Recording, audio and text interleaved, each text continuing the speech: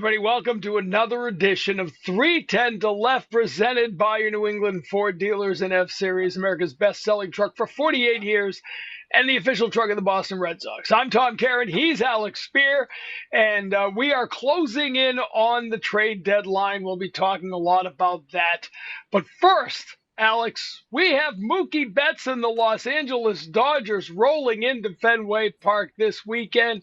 And suddenly the Dodgers are not quite the team we thought. They may actually have to add at the trade deadline. We thought they spent so much of the offseason they were trade deadline proof, but not the case. In a shocking turn of events, 162 games is a very long season, and no matter how much depth you accumulate, it's never enough. I can't think of a team that really bypassed the trade deadline and still managed to be championship caliber. You've had some that have been kind of minimalists, right? Like, think back to the 2007 Red Sox, and they were able to they acquired Eric Gagne as a major upgrade at the time, and he ended up being a non-factor in their postseason run. And nonetheless, they managed to win. But that is certainly the exception. And yeah, the Dodgers had tried to corner the market literally on starting pitchers this past offseason, and yet even then, they still end up with some bullpen games and some other oddities. Although, of course, they do have that Shohei fellow who looks like he might be okay and have some reasonable talent as a pitcher. So yeah, it is a season where every team has its mini slumps, right? Like even the extraordinary teams, the 1998 Yankees or the 2001 Mariners have that dip of a week or two where it's like, uh-oh, what's wrong with them? And it's just that it's a really long year. They are not trade deadline proof, and Mookie Betts is not slump proof. Went through a really rough stretch. And if you saw him, I think it was at the end of the Milwaukee sweep last weekend, if you saw those interviews, you don't often see the body language that you saw from Mookie Betts. The frustration oozing during the clubhouse interview after the game. It was sat out of the lineup, moved in the lineup. They're trying a lot of things to get him on track. Maybe a return to Fenway will do exactly that, which is not what the Red Sox are hoping. But these are times that we haven't really seen with Mookie since he was a very young guy. He has not had this kind of prolonged slump. And for the Dodgers to be struggling alongside Mookie Betts, it's clearly weighing on him as he and the team try to work their way out of it. I think it is worth pointing out that we did see when he was with the Red Sox that he is very, very hard on himself when he isn't performing to his extraordinarily lofty standards, and that he also does take a lot of responsibility for the fortunes of his team. And he will. So if those two things coincide, if he's not hitting really well and if his team isn't playing very well, then that's something that he wears, that really weighs on him. And we haven't seen a lot of that since he's been in LA, in part because he's been really good, and certainly because the team he's been on has been really, really good, where kind of the default position is, how many more games than 100 are they going to win in any given year?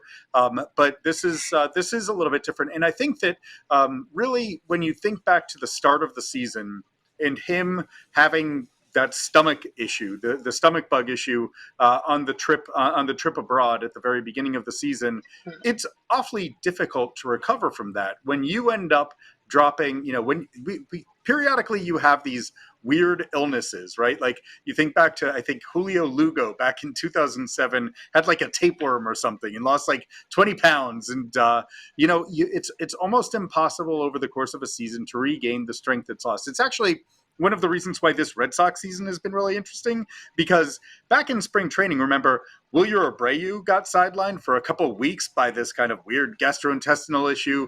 Roman Anthony got kind of laid out for a while by this stomach bug that was moving throughout camp. And you did wonder whether or not that was going to be something that was going to bleed into the season. In the case of those two guys, it feels like it was not the case, but with Betts, I do wonder the degree to which that's kind of had a bit of an impact on his prolonged struggles throughout this first half of the season, first 3/5 of the season. Yeah, and he Yeah, and he is not a a Ruthian figure to begin with, right? I mean, this is not a guy with a.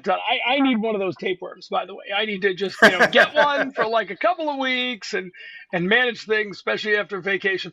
And so these teams come together. Remember last year it was the Dodgers right out of the spring, out of the All-Star break, right? And swept by the Dodgers. Lost 2 out of 3 to Colorado.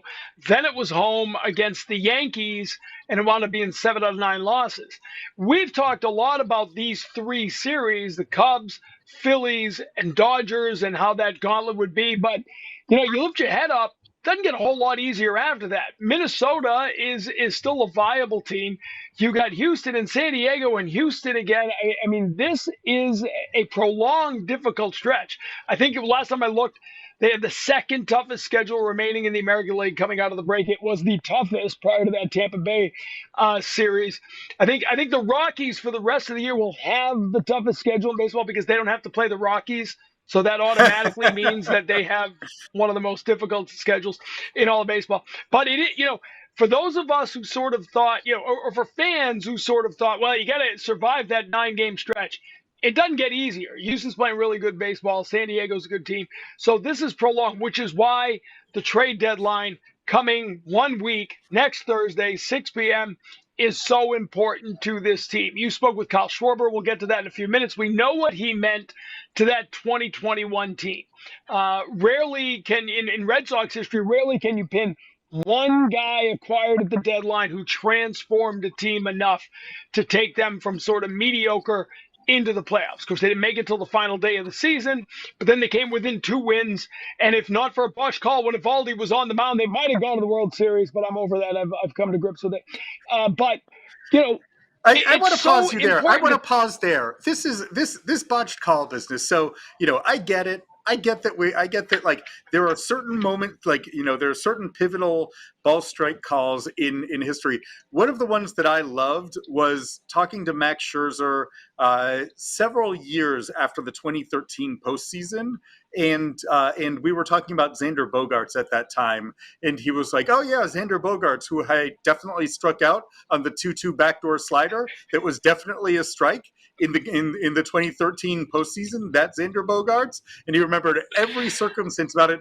His case was a little bit better than the Eovaldi curveball that kind of clipped the top of the zone within that buffer zone. But in terms of how the strike zone is actually called, it would have been a complete outlier for that to have been called. I know what game day looked like. I know what the visual looked like there. But nonetheless, at the very least, I think that people who follow the Red Sox can accept that there's been a nice karmic balance in terms of pivotal calls, and one of them probably played a pretty big role in the 2013 team winning a title. Disagree. Karma still owes us from Ed Armbruster, okay? The karma is still paying off its debt from a very long time ago, from 1975. All right, we'll get back to the trade deadline. If we're going to go here, let's go here, because you said you know what game day looks like, and as I always say, the only person who doesn't have the technology on the planet is the guy calling balls and strikes. So next year we'll probably have the ABS review. We had in the All-Star game. And then once we get the ABS review, catchers can stop snatching out at the ball to try to frame and steal a strike, and therefore running into contact with the bat, with the bases loaded, in the 9th inning, which is how the Red Sox lost the game on Monday. What was it? Jason Stark said it was the first one it's 1971. It was over 50 years since there was a walk-off catcher's interference. 7 catcher's interference from the Red Sox. That's the most in baseball. 4 from Narvaez. That's the most of any catcher in baseball. They're tied, as we speak, for the most errors in baseball. 7 of them are catcher's interference. It's mind-boggling how often this has happened to the Red Sox, and obviously it came into stark relief when you lost the game on a catcher's interference call Monday.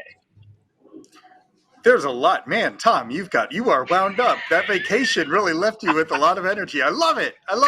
Too much time. Too much time. It was a fascinating moment, but it's been really interesting to see the exponential increase in catcher's interference across baseball, based in no small part on exactly what you're talking about, with efforts to frame. And you see Narvaez trying to, in his words, rip a strike, right? Like when you have a ball that's kind of borderline, and you're trying to pull it into position, then it's bringing your glove towards the bat. The other thing that's happening is that since the new rules were instituted, the step-off rules and that sort of thing, that afforded base runners a chance to get better jumps, you've had catchers moving up in the box, both because that's a framing mechanism, but also because you're shortening the distance of your throws towards second base. And so the results has been, you've seen massive growth in terms of the number of catchers interference across the game. I was looking at this a little bit earlier today, and you had roughly you had as few as 9. There was one season in the early 2000s when there were only 9 in an entire season. So you do the math. That is almost, the Red Sox have had almost that many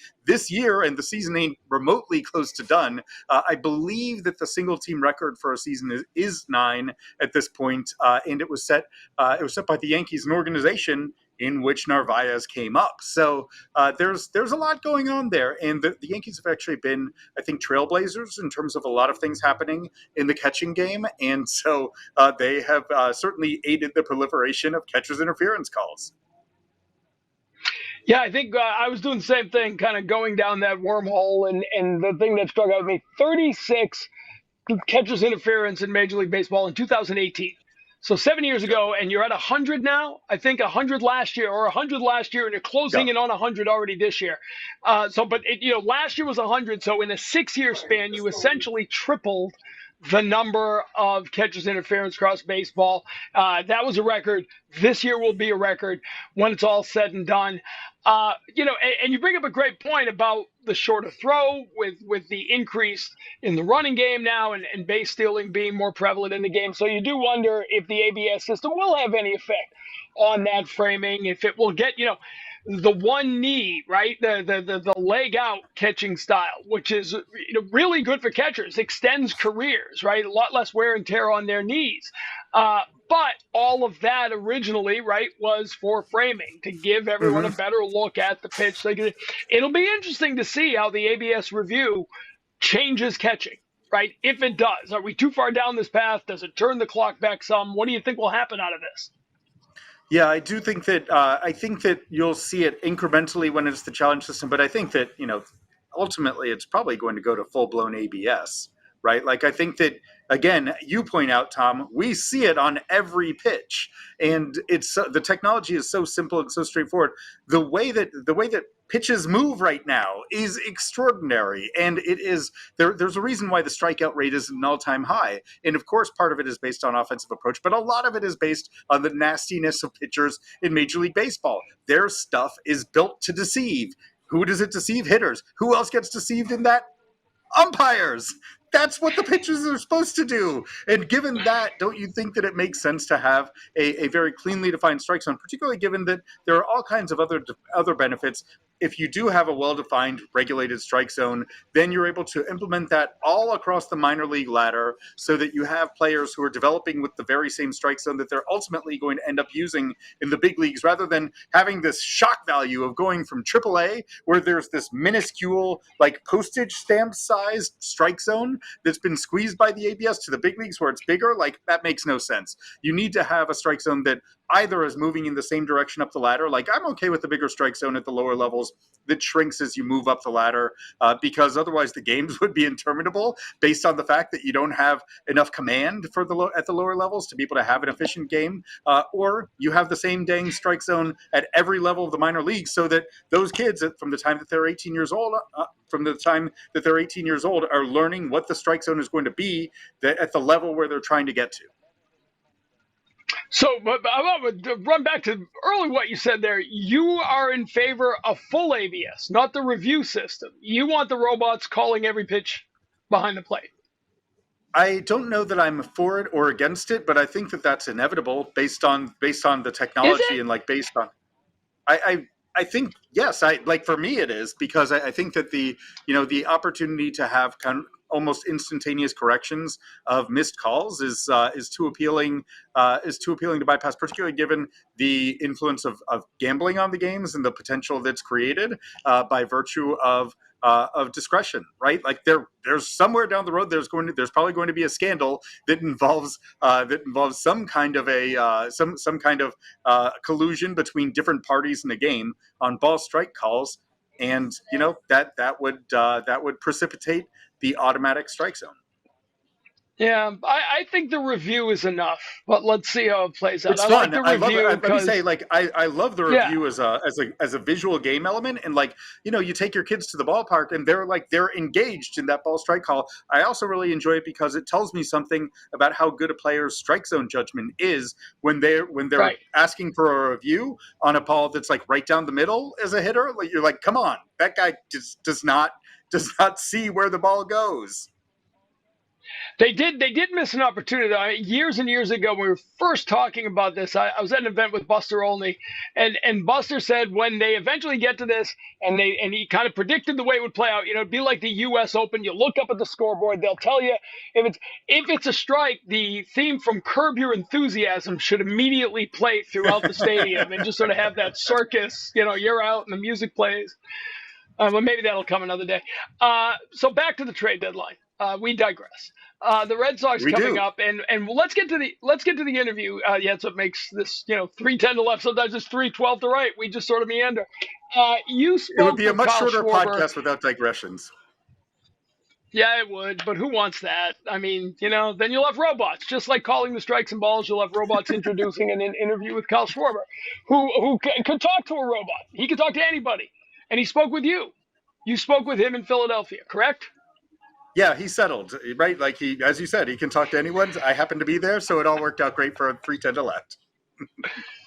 Obviously, such a big pickup back in 2021. Let's hear from him. Kyle Schwarber of the Phillies, formerly of the Red Sox, with Alex Speier, who is far better than a robot or any other interviewer. It's Kyle Schwarber on 3:10 to left, presented by your New England Ford dealers. 3:10 to left is presented by your New England Ford dealers, who've been taking everyone out to the ball game at Fenway Park for decades. Catch Ford next time you're at Fenway, including in the Ford Clubhouse, a full-service bar perfect for bringing your lineup together and for recording our live edition of 3:10 to left. It's all brought to you by your New England Ford dealers and F-Series, America's best-selling trucks for 48 years and the official truck of the Boston Red Sox. All right, joined here in Philadelphia by Kyle Schwarber, who's still, I think, you still get the title Kyle from Waltham, or have you relocated to somewhere in the Pennsylvania suburbs? It's funny. I just being around playing different places, you'll just hear it get shouted from the stands every day. It seems like it's funny, but it was All-Star game. We can be in San Francisco. You could be anywhere. Just you hear Kyle from Waltham. So it's pretty funny. It's amazing, though, right? It is a weird thing to think that you were only a member of the Boston Red Sox for all of about 3 months. And yet, there's something that's enduring about that, about the impact that you made on the people with the team, the fans of that. And I saw it with Orlando Cabrera, right, who was the Red Sox traded for him down the stretch. In 2004, he ends up being this kind of this kind of figure of a very special run to a lot of people's lives. And so Orlando Cabrera, for the rest of his career, would show up in Boston and get this lengthy standing ovation and be remembered kind of forever as a Red Sox in some way. He just moved to New Hampshire in his retirement. How cool is it to be able to, even in a brief period of time, have made enough of an impact on a fan base that you're recalled as oh yeah, there's Schwartz. He was one of ours. Yeah, it's really cool. I think it more speaks to the group that was there. And when I walked in, that got traded first place, still hurt. We kind of hit the skid there for 10, 12 games, whatever it was, and then I was able to kind of come off, and it just felt like that. The group helped me make the transition seamlessly. That you don't know what you're walking into. It's a whole new clubhouse. Everyone made me feel comfortable right away, and pretty much knowing that it was just about winning. And I think that starts with AC. It starts with the guys that were kind of the older veteran guys in that club that were very welcoming, and then even those younger guys there that saw from inside that clubhouse the leadership that it took from every single person in there to know what it takes to win. So that was a huge thing for me. But then, it just let me be myself and just support everything I had. I knew that pretty much it was the quote-unquote rental piece, right? You're at the end of your contract, and that you're playing for the postseason. And I've been in the postseason a couple times, that knowing how special that baseball is and trying to help push our group to get to that point. And we get there and we have kind of that special run, the song takes off, the just everything. It just felt like everything, the stars were kind of aligning, and you saw some really special baseball games. I think obviously you can start with the wild card game. Yeah. We have a Yankees Red Sox wild card game back when it was one game, and then I think that division series against Tampa there was a lot of things. I think we saw something last night where you don't see happen very often, a walk-off catcher's interference, but you saw the ball that hits off Renfroe and absolutely goes in for a ground rule double versus the immaculate ground rule double, right? Exactly, right. A walk-off home run by Vasquez. Just a lot of different things. Pitching performance by Nick Pivetta. You could talk about Evaldi's, the way that he pitched. Just everything. Chris coming back and pitching and trying to give it his all, even when he might have not felt like he didn't have his best stuff, and the way that he was able to go out there and compete. Just the whole group, right? It from top to bottom, it was really cool, and it made me feel welcome. And when that happens, I feel like you're going to get the best version out of those players. Well, so it's really interesting, though, because part of that is, like, the clubhouse has to do a great job of welcoming in new players. And this is something that's kind of a significant topic for this moment in time. We're a week plus out in front of the trade deadline, so it's really relevant to think about how those pieces fit together. And in your case, you say that you were welcome, but AC was just talking yesterday about the fact that you weren't shy about about fitting in with the group and immediately allowing your voice to be heard either. You talked about a hitters meeting that occurred. You came over under strange circumstances. You were still on the injured list for those first couple of weeks after the Red Sox traded you, and yet you were taking part in the hitters meetings, and and JD Martinez is kind of going through the very highly technical discussion of, okay, pitchers, the starting pitches do this, here's the amount of ride, here's the amount of run, this kind of bat path is the one that you're looking for, and then you just kind of popped up with, yeah, and we should go kick his butt. How was that? How did you feel out your way about, like, allowing yourself to just be heard and be yourself in a new team? Yeah, it's a great question. I think it's just me. I'm not afraid to have conversations. I could probably talk to the wall if you asked me to.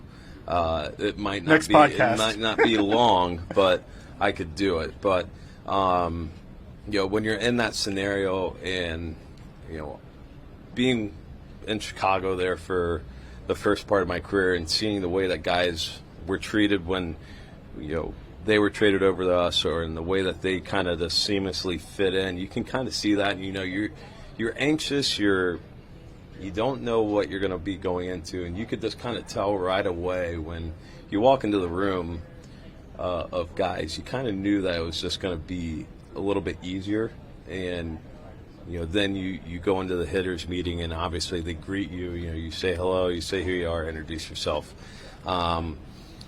And you're going into the hitters meeting, and you're hearing kind of everything that's being said, and it's starting to wrap up. They go, Schwarber, what do you got? And I'm just, pretty much everything that needed to be said. And, might as well, I was just like, just keep it simple, right? Like, might as well just be simple and short, go kick his butt, and that he's got nothing for you. the power of your mind can be very underestimated sometimes, and sometimes we can be, and it's just the way guys click. Guys can be very thoughtful and be very calculated and be very, I think, spot by spot what they need to do. And then sometimes also guys can click by just, they hear all this information, and then at the end of the day, it's, when you step into that box, it's a good time to compete. And, I was just being myself. That's how I would have entered a hitters meeting. If anyone else asked me, if I was anywhere, if I was here, if I was in Chicago or wherever, that Washington, that's what I would have said. All right, let's go kick his butt.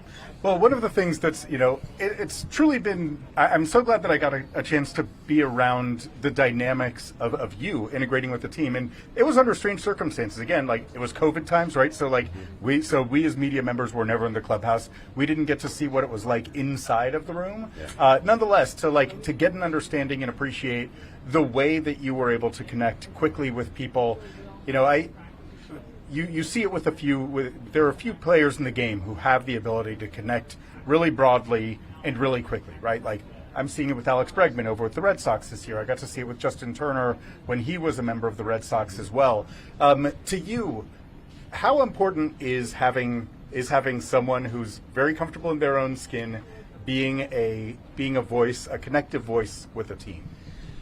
Yeah, I mean, I think it's a really big thing that kind of can be, I'm not tooting my own horn, anyone's own horn. I'm just saying, like, just for the fact, like, I know when I was coming up in the game that we had a great clubhouse of guys who were not afraid to be themselves, and they weren't afraid to share experiences, if that was success or if that was failure, if it was postseason, if it was a Tuesday in September, right? Like, they personal, whatever it is, they're just not afraid to have conversations with people. And you play so many games throughout the course of a year that hopefully wind up in the postseason, and there's going to be so many different instances that it could be, you could be hot for a week, you could be ice cold for a month, that you could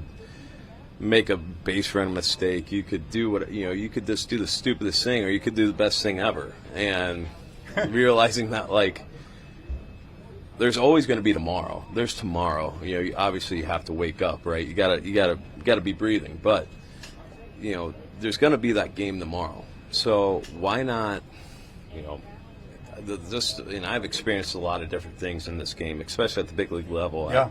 At a young age, when I was first coming up, that put a lot of different things in perspective for me. I was that young guy who thought that the world was gonna, that it's all coming down on me. I'm not having success. I'm not doing what I need to do to stay at the big league level. And, being injured, being sent to the minor leagues, being non-tendered, but also a lot of really cool things in terms of winning in the postseason, being on winning teams, knowing what winning looks like, and being around winning players. That you take all that information that in those experiences that you've been around, and you have to be able to learn and grow. It doesn't matter if it's good, bad, ugly, or in between. That every day is a new day, and this game will show something that you haven't seen before.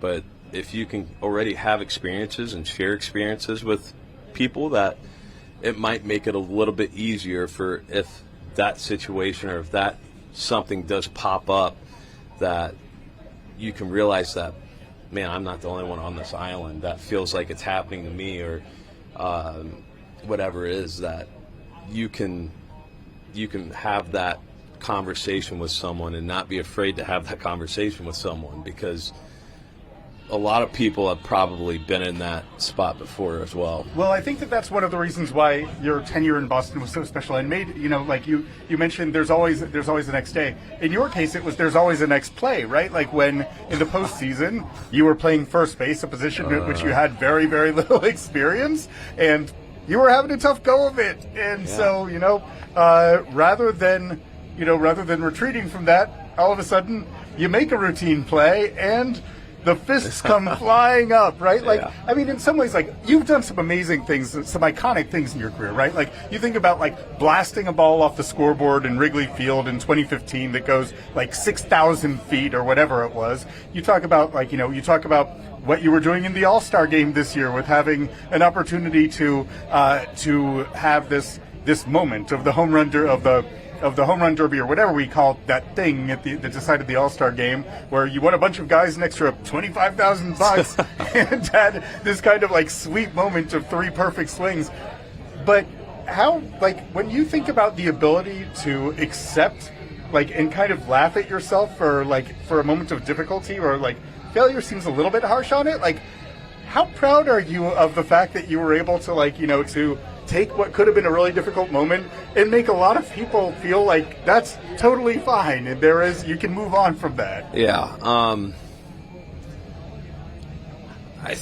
The game's just so hard, man, that I feel like it can be underlooked sometimes, and especially sometimes by us, that, you know, this game's very hard. Yeah. And sometimes that we can make it look easy when it's not easy, and we can make it look hard when it's hard. You know what I mean? Like, I you know, experiencing, you know, I was a catcher my whole life. Yeah. I never played the outfield much, very rarely, and, you know, when I was in Chicago, I came up as a catcher caught like 20 games maybe, if that, and then, you know, they're like, hey, can you play left field? I'm like, sure, right? So go out to left field. You have got growing pains, right? That, you know, your growing pains are going to look ugly sometimes, and I would take those hard. And, you know, people would be around me and try to, you know, support me and try to realize, hey, it's not that, you know, that big of a deal. Yeah, it's things like that. Knowing that the world's not ending, there's always the next play, there's always the next day, whatever it is. And, you know, it takes you more and more years to start realizing that. Then you start realizing it, and it starts clicking, right? And so now we're, you know, you get a kind of a similar situation when you get traded to Boston, and, you know, you're getting asked to do something that you might not be comfortable to be doing, and that's playing first base. I only played it in high school baseball, right? Now I'm doing it in the postseason, and I'm a deer in the headlights out there, just like, you know, please catch the ball if it's hit to me, whatever it is. And, you know, you make that, you know, I'll be kind with my words. You make that screw up, right? That, you know, you've launched the ball over Evaldi's head, and you're kicking yourself in the butt. And I just remember him looking at me, and he's like, I got you. I'm like, all right. Gets out of the inning, right? And it just happens to be the next inning, first play again. You get almost the same ball and learn from your mistake. You hit him right in the chest with an easy flip, a routine play. And, yeah, like, you got to laugh at yourself, right? Like, you know, half of it was I happy? Absolutely. But, you know, might as well play to it as well. That's, like, keep the easiness of it, like this ease people, right? That, you know, I can ease myself by doing that too, not even knowing that I'm doing it, right? That I can ease other people in the game if not knowing that I'm doing it. Say if someone's really out in the field right now and they could be grinding, or they could be not feeling their best, and they see that and they chuckle at it, they laugh at it, and next thing you know, they hit a double in the gap or whatever it is, right? So you don't realize the different things that can do, and especially for a fan base too, right? It's a great moment. People laugh at it, they cheer about it. But I think it's just more the being able to realize how hard the game is, and, you know, whenever you make a mistake, sometimes it's okay to laugh at yourself, because you just realize how boneheaded you felt you were, and what it was, and just to be able to help you move on from it, right? Just to move on to the next play and, you know, enjoy it, right? I'm in the postseason. I'm playing baseball. I was playing baseball for the Boston Red Sox in the postseason, right? Like, that's something that, you know, every stop I've had, that whenever this is all said and done, I'm going to have some really cool things to talk about it whenever my career's done. And those are moments that you can make that you don't ever want to take advantage of. Well, It's really interesting because I've had the experience of being around some exceptional postseason performers, right? I got to watch all of David Ortiz's postseason career and always think about that question of what allows people to thrive in an environment that can be overwhelming to some people, and it's exactly that, right? Like it's the ability to be yourself. Because you have exceptional skill, and it's a question of being able to demonstrate that in moments where it's heightened, and kind of be able to control your heart rate or control your emotions. And obviously, when you're able to laugh at yourself, that's one way of doing so. I don't want to take up too much more of your time, but I do want to ask. So I've been asking you all about your Boston time, which again, that's a blip in time. You've been with the Phillies now for 3.5 years. You are trying to make the postseason for the 4th straight year here. It's interesting to me because part of the reason I think that the Red Sox didn't get to 4 years with you on an offer was because they were questioning your ability to whether or not you'd be able to stay healthy. Well, 150 games plus in each of the first 3 years, and you seem on track for something like that so far this year. How would you describe what the Philadelphia experience has been, and particularly like as you guys keep knocking on that door, looking like a perennial a team with World Series ambitions year after year? How desperate are you to have to taste that in this town? Yeah, man, I just remember kind of sitting in on the off season and when I'm a free agent and thinking that, I just want to go somewhere where you're going to have a chance to be in the postseason, right? That I've been very fortunate in my career to be in the postseason for 10 postseasons and missed one, so 11 seasons, been in 10. So it's just an addicting feeling that no one can ever explain. And you can ask all the any of the Red Sox current, past, that what are some of their best memories, and it'll be the postseason. And it's just such a pure form of the game. And when I looked at this team and you come up with your list of the teams that, one, you think are going to need your services, but then also, two, where you want to be. Yeah. And, you look at the roster when it was, you had Bryce who just won an MVP. You had Wheeler who should have probably won the Cy Young. I feel like he's, for me, no doubt, the best active pitcher to never win a Cy Young. Correct. That. It's just like he's getting better with age. It's crazy, and it's awesome. But, you just looked, and then you see the Christopher Sanchez's, the Ranger Suarez's. You had Reese over here. You had Gene Segura. You had JT Realmuto, who's one of the best catchers in the game. I can go on and on and on. That it was like, man, this team has the players to do it. And all of a sudden, they call, and it was just like, I'm like, I want to figure this out, and I want to figure this out now. And obviously the lockout happens, come out, reach a deal. My wife's water breaks, not even kidding, 10 minutes later, right? All this stuff happens. And that's it's a just lot. That's right? A lot of life. It's a whirlwind, right? Now we're, now we got 2 kids, third one on the way. 3 postseasons later, 1 World Series trip. I feel like the bank just keeps getting more beautiful each and every single year. That you gain appreciation for places you've been in. I feel like I've gained so much appreciation for Philadelphia as being a home player here for almost 4 years, to where you see the passion, you see the drive, you see the energy that they bring on a daily basis. Are they going to let you know when you stink? Sure. I'm the first one to let myself know I stink. So you're not telling me anything different. Yep. But they're also pouring everything that they have into you to try to go out and win a game. And that's the only thing that you can really ask as a player. Is it could be we're on a Tuesday today, so a Tuesday, and it's going to be 40-something thousand tonight watching the game. Not many people have that luxury. And they don't have the luxury of having an expectation to making the postseason and them making a deep run into the postseason. So, yeah, I mean, this is like home now. That my kids have grown up here. I feel like that you're kind of making a stamp on your tenure here, and we've done a lot of cool things here.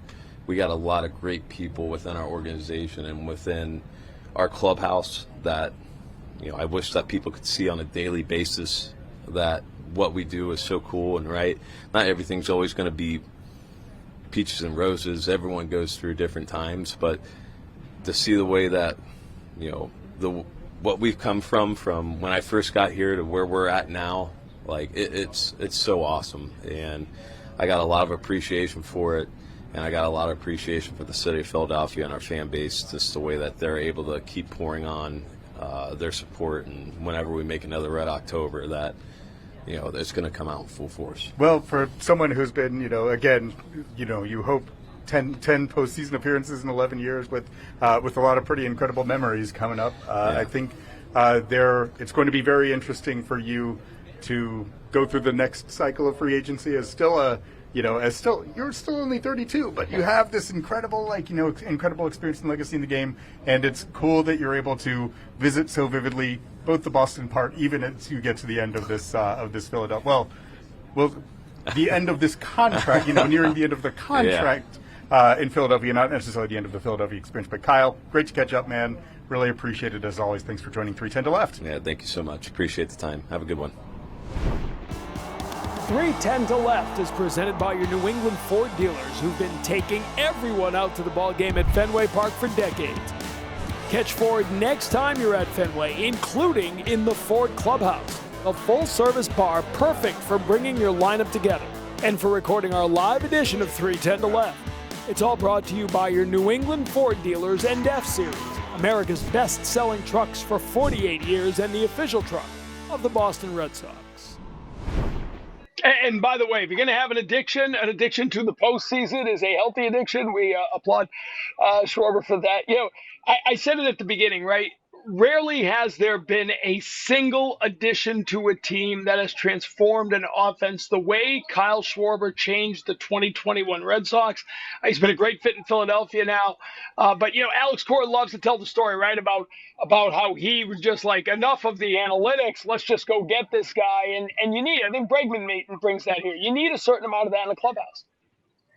Yeah, although I think Bregman brings a lot of technical know-how as well. Like some of the JD Martinez function as well in terms of the game planning. But yeah, Schwarber is someone who is able to kind of channel the emotional energy of a team in really interesting ways. And so you talk about how in 2021 he transformed the offense with this acquisition, which he certainly did. Like that was one of the great offensive stretches of Kyle Schwarber's big league career, and he's had some really good offensive stretches. But on top of that, he transformed the dynamics surrounding the club. And, what a pleasure to be able to talk to him about that iconic moment of muffing a ground ball at first base, a position that he didn't know how to play, and how he reacted to that and responded to it. And, Alex Cora has talked about how that kind of changed the emotional sense around the Red Sox in that whole series, right? Like a team that had been kind of tight in that American League Division series against the Rays suddenly could play loose and with some freedom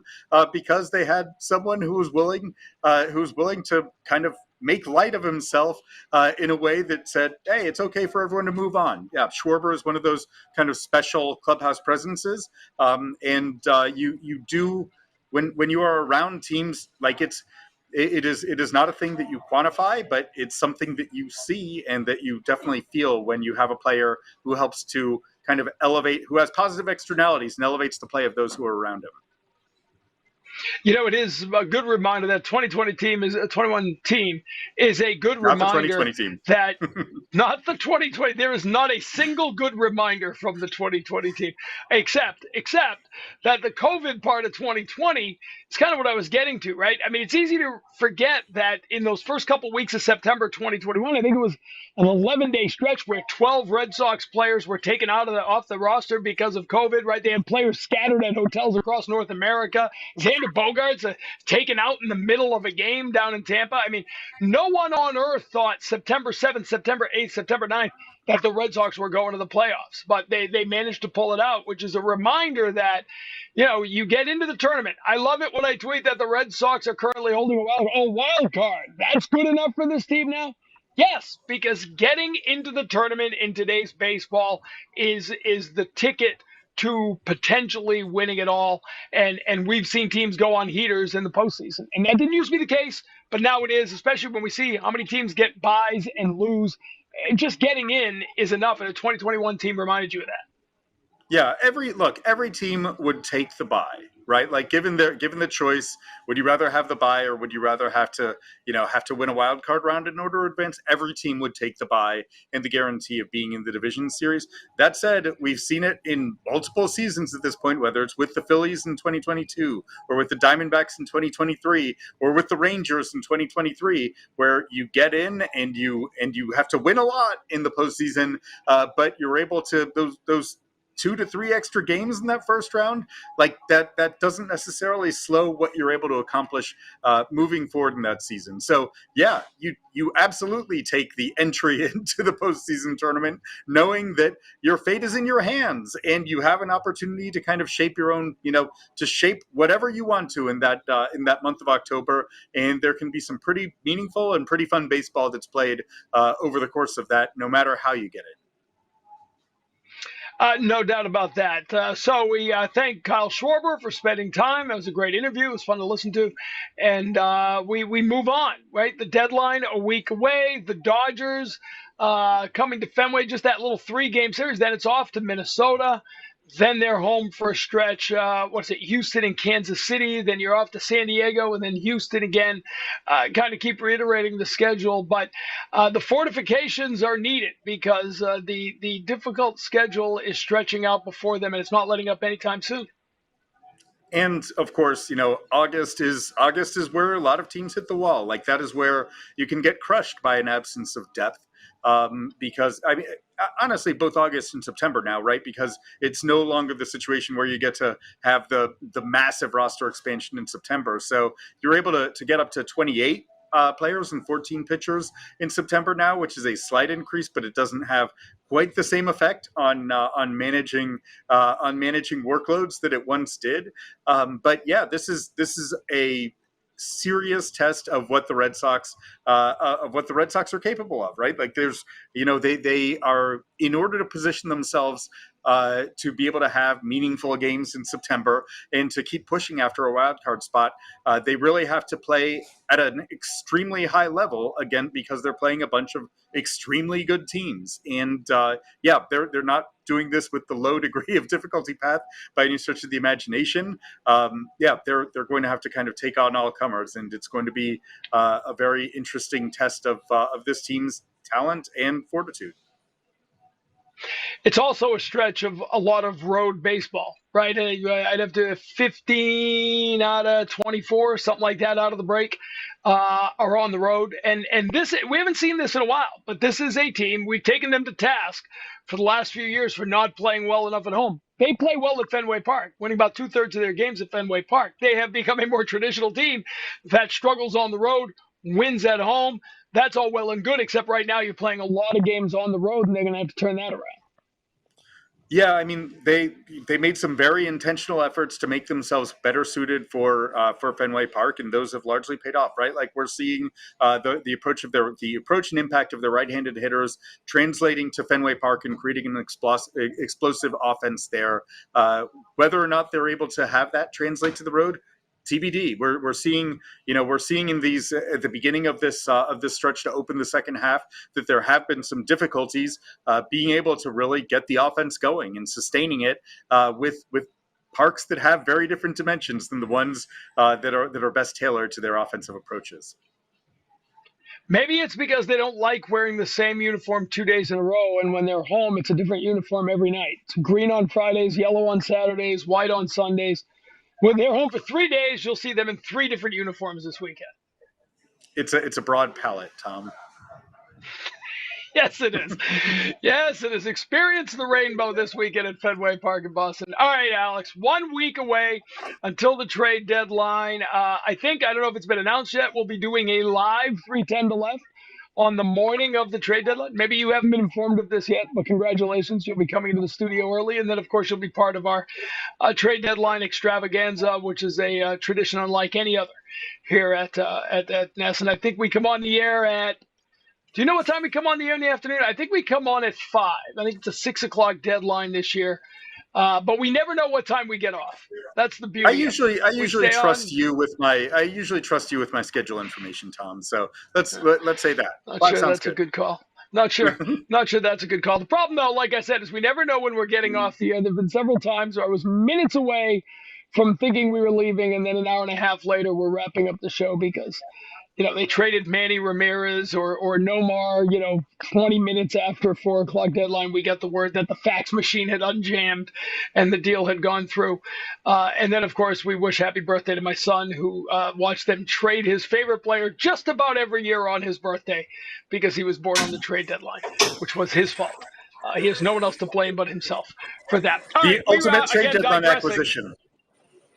Yes. That's a good point. That's a very good. It was all great at the time. I was a hockey guy. We were like, oh, we had a summer baby. This is great. Perfect. We will always be home to celebrate his birthday. I was never home to celebrate his birthday, and I got to call him and say they traded Nomar, they traded Manny, they traded your favorite player every year. Congratulations. So he's over. Do better, Tom. He handles it better now than he did then. Thank you. All right, Alex. Safe travels. We will see you at Fenway this weekend for the Dodgers. 3 big games with Los Angeles. Friday night, Fenway kicks it all off on Friday at 5:30 for Alex Speier. I'm Tom Caron. Thanks for checking out 310 to Left, presented by your New England Ford dealers and F-Series, America's best-selling truck for 48 years and the official truck of the Boston Red Sox. We'll see you next time.